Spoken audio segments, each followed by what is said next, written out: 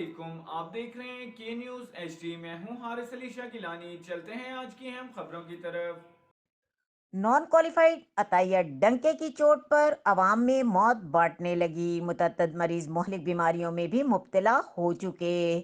رخ کریں گے گجرانوالہ کا، جہاں سے رپورٹ کر رہی ہیں ہماری نمائندہ عظمیٰ شاہین۔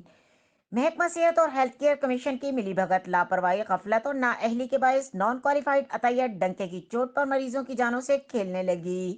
محکمہ صحت اور ہیلتھ کیئر کمیشن نے مریضوں کو علاج معالجے کے لیے نان کوالیفائڈ عطیت کے رحم و کرم پر چھوڑ دیا۔ ان کے پاس کسی قسم کی کوئی کوالیفائڈ ڈپلوما یا ڈگری موجود نہیں۔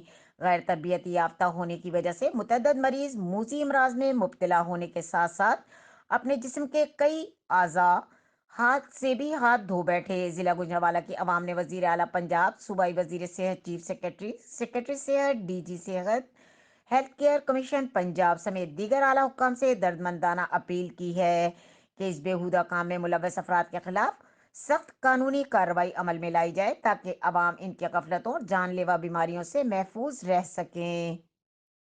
مزید خبروں اور اپڈیٹس کے لیے ہمارے ساتھ رہیے گا، تب تک کے لیے اپنا خیال رکھیے گا۔ اللہ حافظ۔